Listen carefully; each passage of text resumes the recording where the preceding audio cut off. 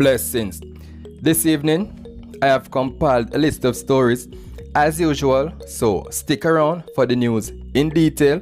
In the meantime, be reminded that if you're new to the channel and it is your first time over here, please I'm asking you to subscribe, plus click the notification bell, and while doing so select option all, so that way you'll be first in line to be notified about each and every activity on our channel, on this channel. And also remember to give this video a like always for YouTube algorithm. Blessings and more beatitude. Intro. Soon forward.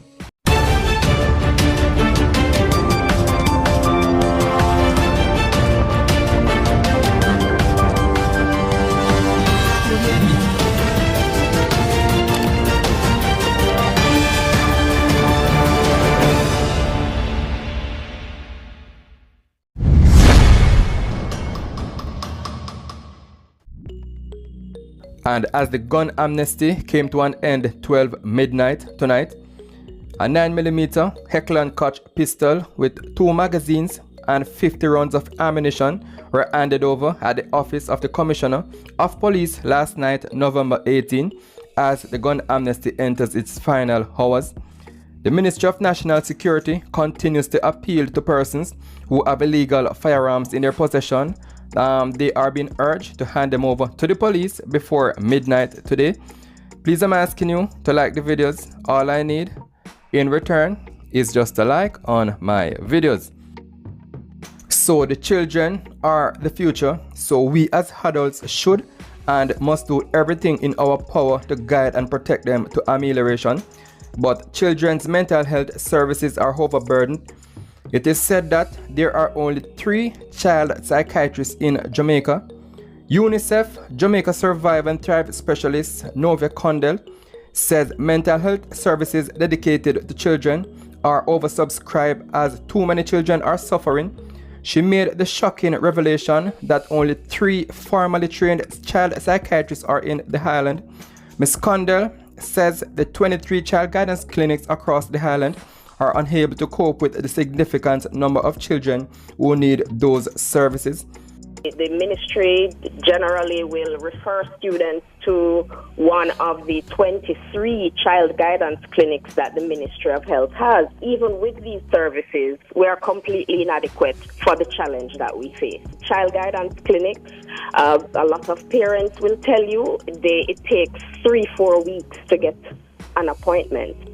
We also have the situation in Jamaica where we have 3 formally trained child psychiatrists offering services to children across the length and breadth of Jamaica. A UNICEF study has found that 1 in every 4 students is reported to have considered sad suicide in Jamaica, and you can turn that word around. Ms. Condell says the pandemic has brought these issues to the fore. I sincerely believe that COVID has taken the veil off of these issues. During COVID, in fact, UNICEF worked with Capri to do a study of the impact of COVID on children and adolescents. And you will remember during that acute phase when children had to be at home and separated from their social networks, a lot of the young people who responded to the survey, they said, look, we're not coping well. How are you managing now? Well, we're eating more because we're bored, we are frustrated, we are lonely. In the meantime, the head girl of St. Hugh's High School, Danielle Jordan Bailey, is calling for more guidance counselors for especially secondary schools. The first thing to do is to look at the guidance counselor to student ratio within schools, especially because the guidance counselors, school students and children spend a lot of their times at school, also their times around individuals who are able to assess their behaviors, especially secondary level educational institutions. So we're looking at 2 guidance counselors to 2,000 students. That's not effective, especially when, let's say, 30% of those students are struggling emotionally. That was Danielle Jordan Bailey, the head girl of St. Hugh's High School. Director of Strategy at the Caribbean Policy Research Institute, CAPRI, says Jamaica's total spend on mental health services is still inadequate to meet the growing demand for those services.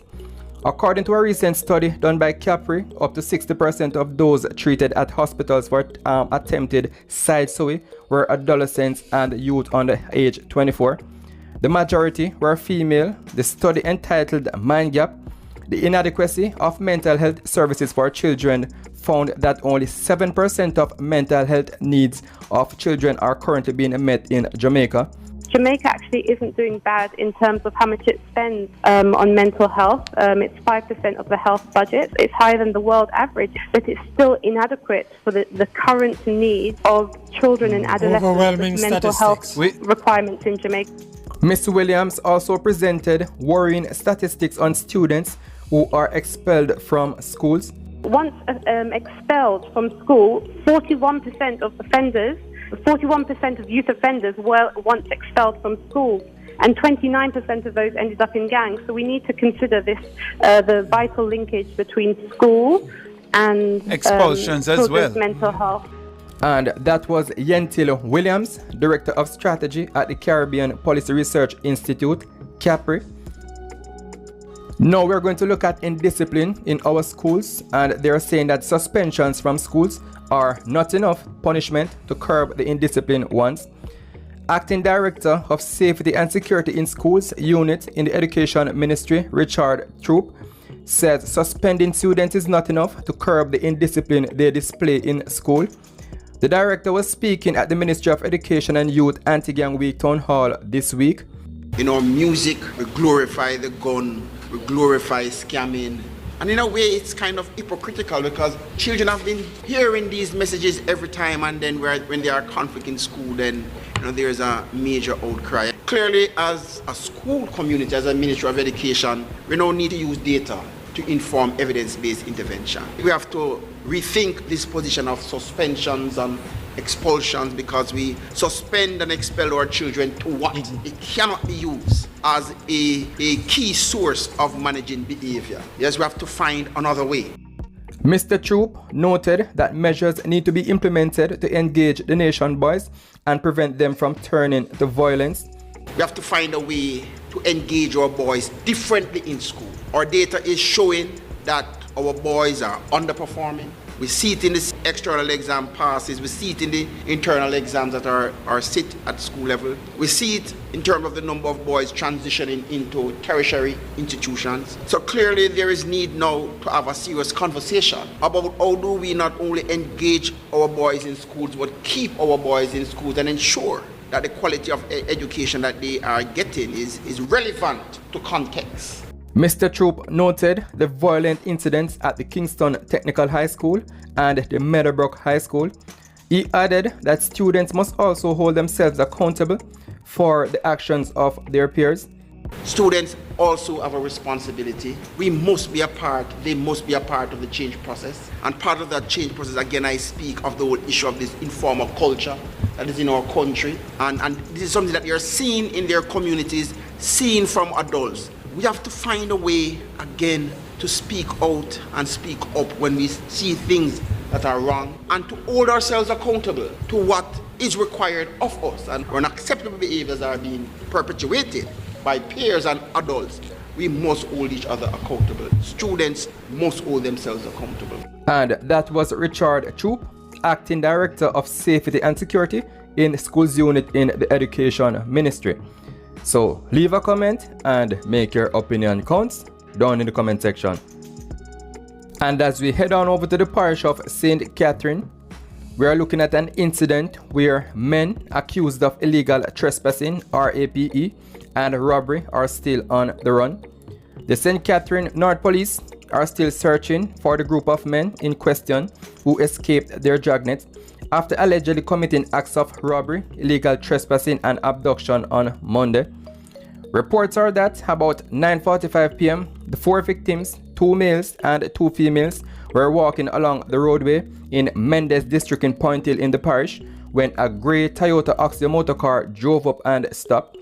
As the 4 were about to pass the vehicle, an occupant started to ask questions, during which 4 other men reportedly came out of nearby bushes. The men then brandished guns and robbed the victims of cellular phones and an undetermined sum of cash.